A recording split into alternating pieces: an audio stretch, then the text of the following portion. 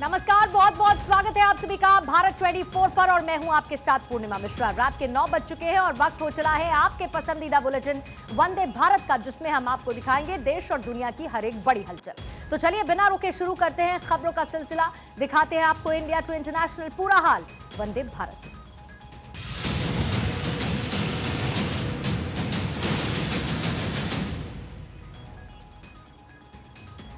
Corona का खतरा बढ़ा है तो देश पूरी मजबूती के साथ खड़ा भी है। तैयारियां जोरदार है, एक्शन में सरकार है।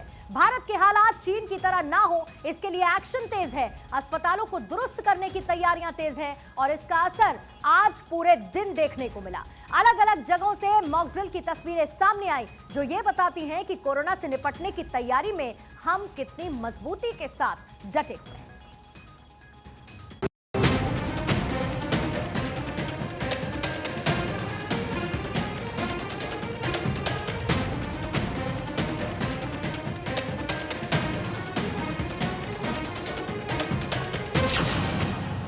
दिल्ली, मुंबई, पटना,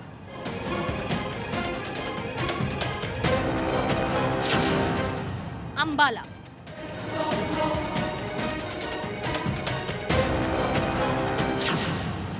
लखनऊ,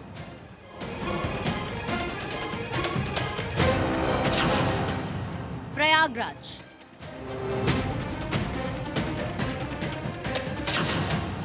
वाराणसी,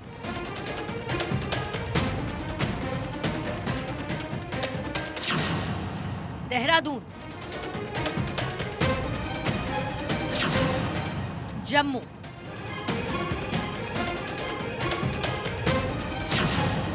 हैदराबाद,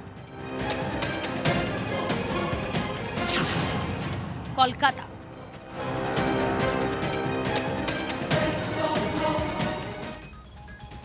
तो ये थी तस्वीरें तैयारी की। बढ़ रहे कोरोना के साए के बीच आज पूरे देश में महाअभियान चला और वो अभियान था मॉक ड्रिल का। सरकार ने देखा कि कोरोना को लेकर कितने तैयार हैं हम। कश्मीर से कन्याकुमारी तक तस्वीरें एक जैसी ही आई। आइसोलेशन वार्ड चेक किए गए, आईसीयू वार्ड को देखा गया, ऑक्सीजन प्लांट को दुरुस्त किया गया। इसके साथ ही कोरोना से निपटने के लिए इंतजामों को परखा गया। ये तस्वीरें इस बात की तस्दीक कर रही हैं कि कोरोना लेकर हमारी तैयारी कितनी है, कोरोना पर हम कितने सजग हैं। कोरोना संक्रमण की आशंका को देखते हुए सरकार तैयारी में जुट गई है।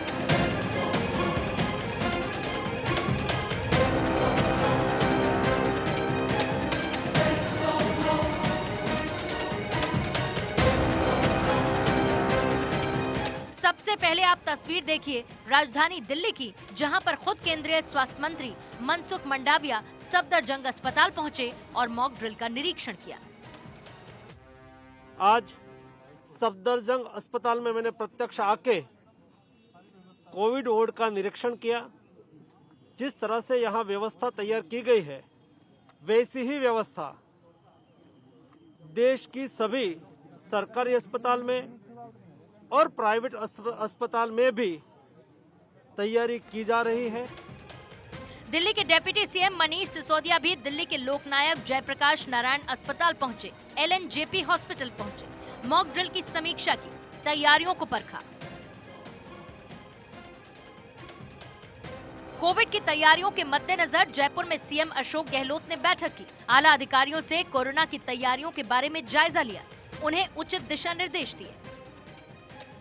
कोरोना की तैयारियों की मुस्तैदी यूपी में भी खूब दिखी। कोरोना से निपटने के लिए यूपी सरकार पूरी तरह से मुस्तैद दिखी। यूपी में भी जगह जगह मॉक ड्रिल की गई, चाहे वो वाराणसी हो या फिर हो प्रयागराज।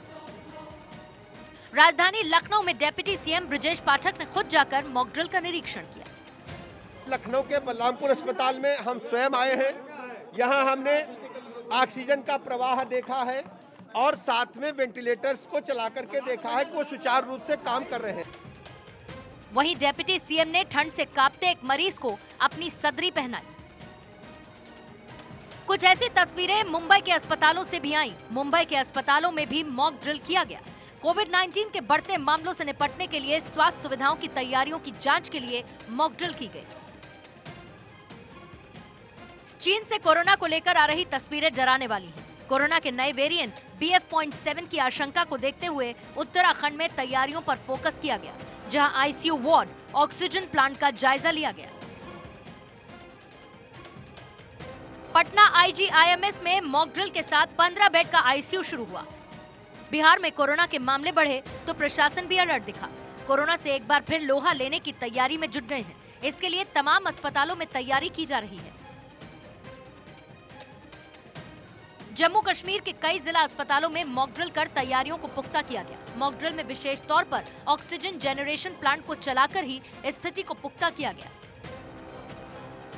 जम्मू के अस्पतालों में भी मॉक ड्रिल की गई और तैयारियों को बारीकी से परखा गया। कुछ ऐसी ही तस्वीरें गुवाहाटी से भी आई, जहां पर गुवाहाटी मेडिकल कॉलेज और जिला अस्पतालों में भी तैयारियों को परखा गया। चाहे उत्तर हो या पूर्व, हर तरफ ऐसी ही तस्वीरें सामने आई। तेलंगाना के हैदराबाद के गांधी अस्पताल में भी कुछ वैसी ही तस्वीरें देखने को मिली। पश्चिम बंगाल में कोरोना महामारी को लेकर सतर्कता बरती जा रही है। देश के अन्य भागों की तरह पश्चिम बंगाल में भी अस्पतालों में कोरोना की तैयारियों की जांच के लिए मॉक ड्रिल का आयोजन किया गया। कोरोना दोबारा कहर न बर पाए, इसको लेकर स्वास्थ्य विभाग ने अपनी तैयारियों और क्षमताओं को चेक किया। अंबाला में भी स्वास्थ्य विभाग ने मॉक ड्रिल कर अपनी व्यवस्थाओं को परखा, जिस पर डॉक्टर्स ने कहा कि वो पूरी तरह से तैयार हैं। कश्मीर से लेकर कन्याकुमारी तक अस्पतालों में मॉक ड्रिल की गई। ये तैयारियां पुख्ता नजर आई। जो कमियां दिखी उन्हें दूर किया जा रहा है। मॉक ड्रिल में स्वास्थ्य सुविधा, आइसोलेशन बेड सहित तमाम इंतजामों को परखा गया। ये सारे इंतजाम इसीलिए ताकि चीन जैसी तस्वीर भारत में नजर न आए।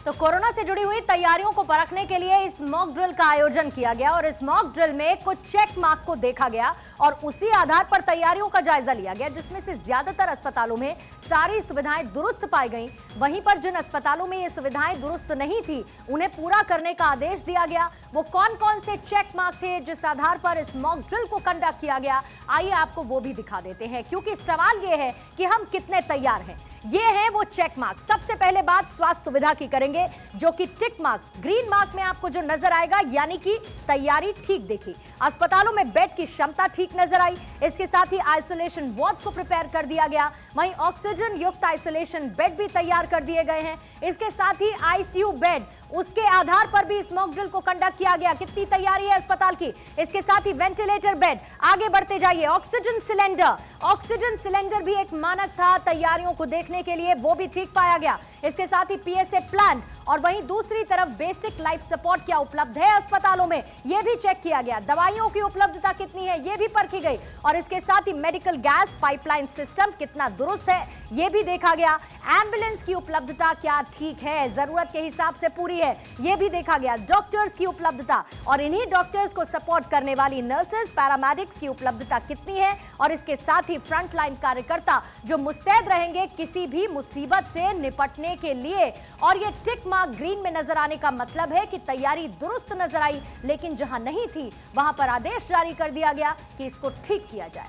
मॉक ड्रिल से जो तस्वीरें सामने आई, उससे यह तो साफ हो चुका है कि भारत ने कोरोना की आहट के बीच अपनी तैयारियां पूरी कर रखी हैं। हमारे तमाम सहयोगी जगह जगह पहुंचे, तैयारियों को भी परखा, उनका जायजा भी लिया। आइए उन सभी पॉइंट्स को खंगालते हुए रियलिटी चेक क्या नजर आया इस मॉक ड्रिल के दौरान, आपको वो भी दिखाते हैं। बदरगंज अस्पताल में इस वक्त हम मौजूद हैं। इस वक्त देखिए ट्राइज एरिया ये है, यानी कि अंदर मैं आपको दिखा देती हूँ। जो मरीज आएंगे, जब उनमें आमतौर पर ये होगा कि कुछ सिम्टम हैं कोरोना को लेकर या फिर कोई भी सिम्टम उनमें नहीं है, तो सबसे पहले उन्हें यहाँ पर लाया जाएगा, यहाँ पर उनकी जांच की जाएगी। उसके बाद यहाँ से आगे बढ़ाया जाएगा अगर उनमें कोई गंभीर सिम्टम पाए जाते हैं। सबसे पहले आपको ये बता दूं कि जिस तरीके से हालात हो रही हैं चीन में, उसके बाद भारत अभी से ही तैयारी अपनी पूरी कर चुका है। इस वक्त ये वार्ड जो आप देख रहे हैं, कोई भी मरीज जब आएगा अपनी जांच कराने के लिए या फिर किसी भी तरीके से कोई भी सिम्टम, कोई भी लक्षण अगर उनमें होंगे, तो सबसे पहले उन्हें यहाँ पे लाया जाएगा। अगर कोई गंभीर स्थिति होगी तो यहाँ इसके बाद दूसरा वार्ड बनाया गया है, वहां पर उन्हें शिफ्ट किया जाएगा। लेकिन आज जो मॉक ड्रिल हो रहा है वो सिर्फ सिस्टम को आंकने के लिए।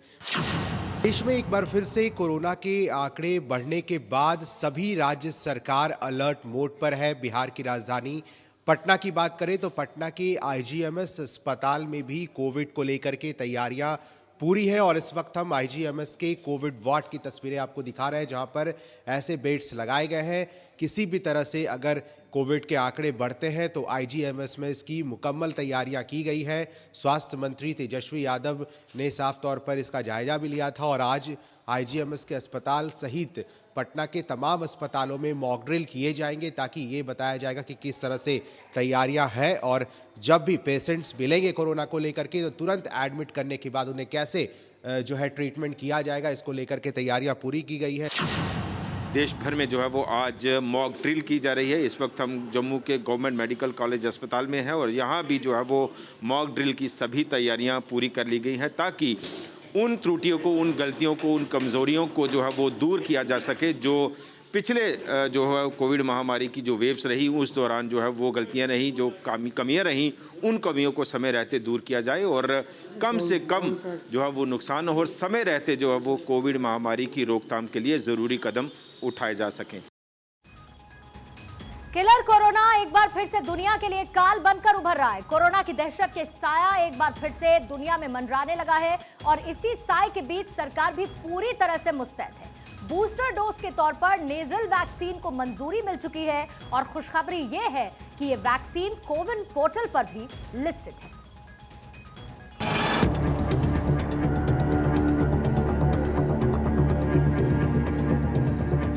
कोरोना की आहट के बीच देश अलर्ट है। नागरिकों की सुरक्षा पर सरकार सजग है। चीन कोरोना की तबाही की मार झेल रहा है। ऐसी तस्वीरें भारत में ना दिखें, इसको लेकर मुस्तैदी है।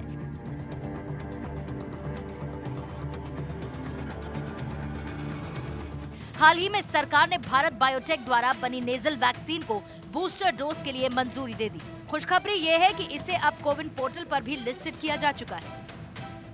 नेजल वैक्सीन की कीमत निजी बाजारों के लिए 800 रुपए, सरकारी अस्पतालों में 325 रुपए में उपलब्ध होगा। जानकारी के मुताबिक नेजल वैक्सीन जनवरी के चौथे सप्ताह से शुरू की जाएगी। नाक से दी जाने वाली इस वैक्सीन को बूस्टर डोज पर लगाया जाएगा। ये वैक्सीन नाक के जरिए स्प्रे करके दी जाती है, मतलब वैक्सीन लेने वाले की बाह पर टीका नहीं लगाया जाता।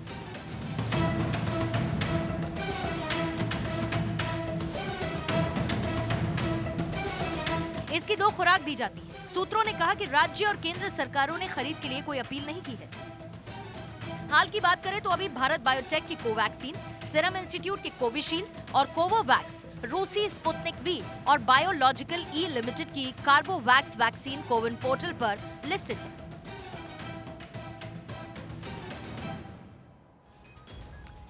तो तैयारियों पर चेक किया जा रहा है कि कितने तैयार हैं हम, लेकिन देश में स्थिति आखिर क्या है? कोरोना के मामलों की अगर हम देश में बात करें तो बीते 24 घंटे का आंकड़ा आपको बता देते हैं। 24 घंटे में 157 नए केस कोविड के दर्ज किए गए हैं। इसके साथ ही जो एक्टिव मरीजों की संख्या है वो 3421 रिकॉर्ड की गई है और इसके साथ ही कुल संक्रमितों की संख्या लगभग है 4 करोड़ के ऊपर। 4,46,77,459 ये है कुल संक्रमितों का आंकड़ा। तो चीनी सीमाओं पर लेकिन एक तरीके की बाड़ेबंदी कर दी गई है। जो कटीले तार हैं, तारों में करंट सेंसर से रोकने की कोशिश भी की जा रही है ताकि किसी भी तरीके में कोविड का फैलाव ना हो, इसकी पूरी तैयारी कर ली गई है।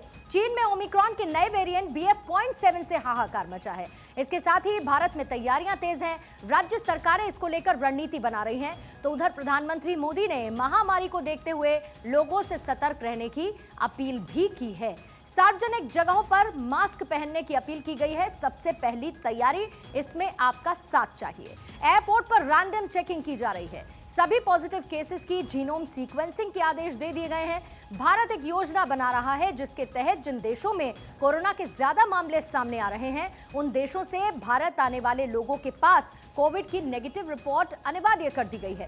इंडियन आर्मी की एडवाइजरी में कहा गया कि लक्षण वाले व्यक्तियों का कोविड टेस्ट किया जाए और टेस्ट पॉजिटिव आने पर 1 हफ्ते के लिए उन्हें आइसोलेट किया जाए। इसके साथ ही सेना ने सैनिकों को कोविड गाइडलाइंस का पालन करने के लिए भी कह दिया है। अगर उत्तर प्रदेश की बात करें तो यहां पर पुलिसकर्मियों को मास्क पहनना कंपलसरी कर दिया गया। कर्नाटक, गोवा ने रात 1 बजे तक ही न्यू ईयर मनाने का आदेश दिया है। वहीं केंद्र भी नए साल को लेकर गाइडलाइंस जारी जल्द ही कर सकता है और यह है कोविड के बढ़ते प्रभाव को रोकने की कोशिश। उत्तर प्रदेश में निकाय चुनाव में ओबीसी आरक्षण को लेकर रार मची है। इलाहाबाद हाईकोर्ट की लखनऊ खंडपीठ ने ओबीसी आरक्षण को रद्द करते हुए फौरन चुनाव कराने का आदेश दिया। इस फैसले पर सरकार पर विपक्ष हमलावर है, तो सरकार का कहना है कि बिना ओबीसी आरक्षण निकाय चुनाव नहीं होने देगी। कोर्ट ने अपने फैसले में कहा कि ट्रिपल टेस्ट के बगैर ओबीसी का कोई आरक्षण न दिया जाए। ऐसे में बगैर ओबीसी को आरक्षण दिए स्थानीय निकाय चुनाव कराए जाए। कोर्ट ने राज्य सरकार को ट्रिपल टेस्ट के लिए आयोग बनाए जाने का आदेश दिया। कोर्ट ने सरकार के 5 दिसंबर के अंतरिम ड्राफ्ट के आदेश को खारिज कर दिया। नगर निकाय चुनावों को लेकर के हाईकोर्ट के आए हुए फैसले के बाद उत्तर प्रदेश की सियासत में घमासान मचा हुआ है। विपक्ष लगातार सरकार पर हमलावर है, तो सरकार लगातार इस बात का दावा कर रही है कि नगर निकाय के चुनाव में ओबीसी आरक्षण के बगैर वो चुनाव नहीं करवाएगी और इसके लिए जरूरी हुआ तो सुप्रीम कोर्ट का दरवाजा भी खटखटाएगी। हाईकोर्ट के फैसले से सरकार को बड़ा झटका लगा है, जिसको सरकार चुनौती दे सकती है, क्योंकि इस मामले को लेकर यूपी सरकार में नगर विकास मंत्री AK शर्मा ने कहा कि अगर जरूरत पड़ी तो हाईकोर्ट के फैसले के खिलाफ सुप्रीम कोर्ट का दरवाजा खटखटाएंगे।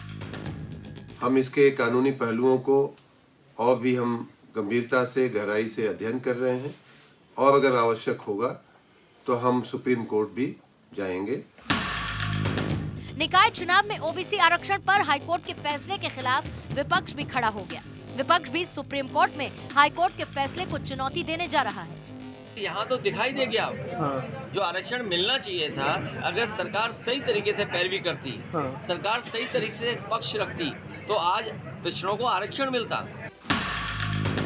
अदालत के फैसले के बाद सूबे के निकाय चुनाव में अब ओबीसी आरक्षण को लेकर पेच फंस गया है। ऐसे में देखना होगा कि यूपी की योगी सरकार निकाय चुनाव को लेकर क्या कदम उठाती है। तो इस फैसले के बाद सीएम योगी आदित्यनाथ ने बयान दिया है। उन्होंने ओबीसी आरक्षण के कमिटमेंट को पूरा करने का फिर से भरोसा दिलाया। मतलब साफ है कि नगरीय निकाय चुनाव से पहले ही ओबीसी आरक्षण पर सरकार फैसला लेगी, क्योंकि योगी आदित्यनाथ ने हाईकोर्ट के फैसले के बाद ये कहा है कि ट्रिपल टेस्ट के आधार पर आरक्षण की सुविधा होगी। ये सबसे महत्वपूर्ण बात उन्होंने कही। आरक्षण देने के बाद ही नगरीय निकाय चुनाव होंगे, ये भी सीएम योगी ने कहा है। उन्होंने ये भी कहा कि अगर जरूरत पड़ती है तो सुप्रीम कोर्ट जाने पर भी हम विचार करेंगे, यानी कि सरकार सुप्रीम कोर्ट भी जा सकती है। वहीं सुप्रीम कोर्ट में हाईकोर्ट के फैसले को चुनौती दी जाएगी, जो हाईकोर्ट की तरफ से फैसला दिया गया है, और उसी के खिलाफ सुप्रीम कोर्ट जाएगी। ओबीसी आरक्षण के लिए ओबीसी आयोग का एक गठन करेंगे, जो तमाम पहलुओं पर एक आकलन करके रिपोर्ट तैयार करेगा और ओबीसी आरक्षण तय होने पर उत्तर प्रदेश में निकाय चुनाव होंगे, ये योगी आदित्यनाथ ने साफ कर दिया है। तो तमाम इन चीजों का जिक्र योगी आदित्यनाथ की तरफ से किया गया इस फैसले के बाद। इधर बीकानेर लैंड डील मामले में रॉबर्ट वाड्रा को राजस्थान हाईकोर्ट से झटका मिला है। उनकी याचिका खारिज होने के बाद बीजेपी अब रॉबर्ट वाड्रा के साथ पूरी कांग्रेस पर हमलावर है। वाड्रा के बहाने बीजेपी गांधी परिवार पर निशाना साध रही है। 2023 में होने वाले विधानसभा चुनाव में बीजेपी को इसका माइलेज मिल सकता है, जबकि कांग्रेस को इसका नुकसान हो सकता है। राजस्थान हाईकोर्ट ने सोनिया गांधी के दामाद और प्रियंका गांधी के पति रॉबर्ट वाड्रा को बड़ा झटका दिया है। कोर्ट ने रॉबर्ट वाड्रा की उस याचिका को खारिज कर दिया जिसमें उन्होंने स्काईलाइट हॉस्पिटैलिटी LLP के खिलाफ मामले को रद्द करने की मांग की थी। हाईकोर्ट से वाड्रा की याचिका खारिज होने के साथ ही बीजेपी ने कांग्रेस को आड़े हाथों ले लिया है। जयपुर से लेकर दिल्ली तक की सियासत तूफान पर आ गई। बीकानेर लैंड डील में रॉबर्ट वाड्रा के ऊपर शिकंजा कसा तो बीजेपी ने गांधी परिवार को कट्टर पापी परिवार बता दिया। जो कट्टर पापी परिवार है, इसका काम केवल एक है, किस तरह से भ्रष्टाचार करना, अपनी तिजोरी भरना। हमारे जो किसान हैं उनकी जमीन हड़पना और दामाद रॉबर्ट वाड्रा को दे देना। गौरव भाटिया यही नहीं रुके, उन्होंने कहा कि वाड्रा ने किसानों की जमीन हड़पी जो सबके सामने है। अब तो देश भी जान गया है कि कट्टर बेईमान कौन है। कट्टर बेईमान पापी आप का सच उजागर किया भारतीय जनता पार्टी ने। उसी कड़ी में कट्टर बेईमान कौन है देश जान गया है। वहीं बीजेपी आईटी सेल के अध्यक्ष अमित मालविया ने भी वाड्रा और कांग्रेस पर हमला बोला है। उन्होंने कहा कि गांधी परिवार जब राजीव गांधी फाउंडेशन में हेरफेर कर सकती है तो रॉबर्ट वाड्रा भी गरीबों की जमीन हड़प सकते हैं। वो कोई संत नहीं है। Robert Vadra is no saint. The Congress knows it. The Gandhis know it. When they themselves have been collecting illegal funds in Rajiv Gandhi Foundation, how can you expect somebody so closely associated with the family to be above board? Rajasthan में 2023 में विधानसभा चुनाव होने हैं। ऐसे में BJP अगले कुछ महीनों में होने वाले चुनाव को देखते हुए वाड्रा के मामले को भुनाने की कोशिश करेगी, लेकिन ये मुद्दा कांग्रेस को नुकसान पहुंचा सकता है।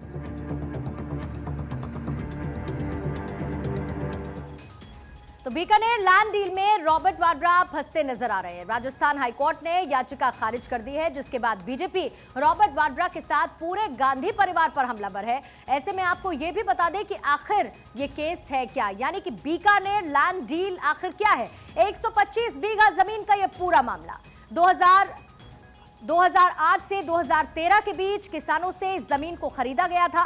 लैंड डील के समय राजस्थान में उस वक्त कांग्रेस की सरकार थी। खरीदी गई जमीन बाद में हरिराम नाथाराम के नाम आवंटित हुई और इस केस में ईडी और ईसीआईआर ने केस दर्ज करते हुए जांच की शुरुआत की। मामले में कई बार रॉबर्ट वाड्रा से पूछताछ हो चुकी है। इसके साथ ही स्काईलाइट हॉस्पिटैलिटी एलएलपी में वाड्रा के साथ उनकी मां पार्टनर हैं, जिसकी जांच के जद में रॉबर्ट वाड्रा आते हुए नजर आ रहे हैं। इधर 30 सितंबर को प्रधानमंत्री मोदी की अध्यक्षता में नेशनल गंगा काउंसिल की बैठक होने वाली है, जिसमें बिहार के सीएम नीतीश कुमार शामिल नहीं होंगे।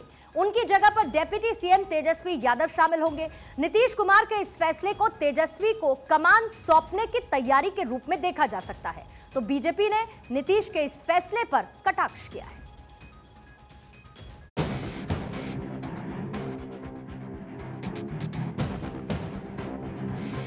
बिहार की सियासत में अब तेजस्वी का राज होगा। नीतीश कुमार केंद्र का रास्ता अपनाएंगे, पीएम पद के लिए जोर आजमाएंगे। ये कयास तब से शुरू हो गए थे जब से नीतीश कुमार ने ऐलान किया था कि अगला विधानसभा चुनाव तेजस्वी के नेतृत्व में लड़ा जाएगा। नीतीश कुमार लंबे समय से बिहार के मुख्यमंत्री हैं। विपक्ष में उनके कद का कोई नेता नहीं, इसीलिए उनकी महत्वाकांक्षा है कि वो अब विपक्ष की तरफ से पीएम फेस हों। ऐसे में बिहार की जिम्मेदारी किसे सौंपी जाए तो उन्होंने सबसे मुफीद तेजस्वी को पाया। बिहार के डिप्टी सीएम तेजस्वी यादव प्रधानमंत्री मोदी की अध्यक्षता में 30 दिसंबर को होने वाली नेशनल गंगा काउंसिल की बैठक में सीएम नीतीश कुमार की जगह शामिल होंगे। नीतीश कुमार का यह फैसला तेजस्वी यादव को प्रमोट करने के संकेत के रूप में देखा जा रहा है। नीतीश कुमार के इस फैसले का जहां आरजेडी समर्थन कर रही है, वहीं बीजेपी ने कटाक्ष किया है। बिहार की जो जान और प्राण और बंगाल की एक गंगा नदी है, अब प्रधानमंत्री हैं तो जो आएगा उसे मिलेंगे, लेकिन वो जा रहे हैं बिहार के तरफ से, राजद की तरफ से नहीं जा रहे हैं। नीतीश कुमार जल्दी गद्दी छोड़ने वाले लोगों में नहीं है। समझौता जो हुआ हो, अब कह रहे हैं कि अगले चुनाव में नेतृत्व करेंगे। अरे अगला चुनाव कौन देखा है? अगले चुनाव में तो बीजेपी बिहार के अंदर सरकार बनाएगी। तेजस्वी को कहाँ मौका मिलने वाला है? नीतीश कुमार का केंद्र की ओर से आयोजित बैठकों से दूरी बनाना और तेजस्वी यादव को इन बैठकों में भेजना साफ संकेत है कि अब डिप्टी सीएम तेजस्वी यादव को ज्यादा से ज्यादा कामकाज का अनुभव दिया जा सके और जिससे उन्हें अगले विधानसभा चुनाव में सीएम फेस बनाने पर कोई सवाल न उठा सके और गठबंधन को बिहार में जीत हासिल हो। उत्तराखंड की धरती पर एक ऐसे रेल प्रोजेक्ट पर काम हो रहा है जिसने चीन की नींद उड़ा दी है, क्योंकि यह प्रोजेक्ट चीन के लिए गले की फांस बनने वाला है। पहले ये रिपोर्ट आप देखिए।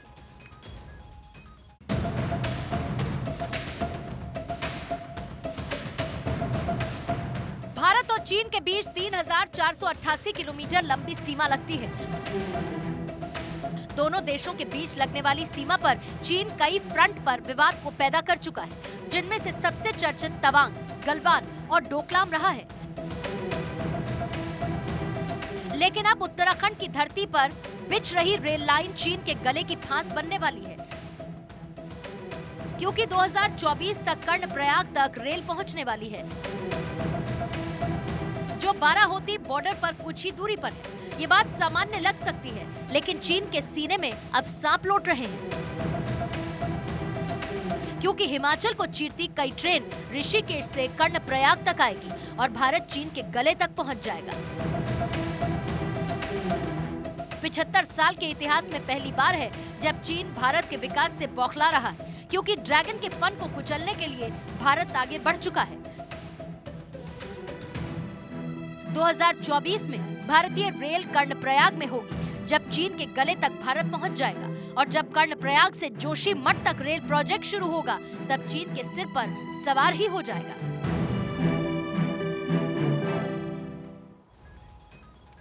ऋषिकेश टू कर्णप्रयाग टू जोशीमठ, जी, उत्तराखंड की धरती पर बिछ रही रेल लाइन 75 साल में चीनी बॉर्डर के करीब सबसे बड़ा और महंगा प्रोजेक्ट भी है। यह प्रोजेक्ट क्या है, आइए आपको बता देते हैं, क्योंकि इस प्रोजेक्ट के लिए लगभग करीब आंकड़ा बताया जा रहा है 24,000 करोड़ रुपए का, जो सरकार इस पर खर्च कर रही है, क्योंकि इस प्रोजेक्ट में 90% हिस्सा पहाड़ों के अंदर से गुजरेगा। जाहिर बात है, ऐसे में लागत इसकी बहुत ज्यादा आएगी। 125 किलोमीटर ये लंबी रेल लाइन है जिसको तैयार किया जा रहा है। ये रेल लाइन कवर करेगी ऋषिकेश से कर्णप्रयाग का इलाका। 105 किलोमीटर इसमें टनल होने वाली है, इस टनल से रेल गुजरेगी, और इसके साथ ही जो खुला हिस्सा है वो सिर्फ और सिर्फ स्टेशन का ही होने वाला है।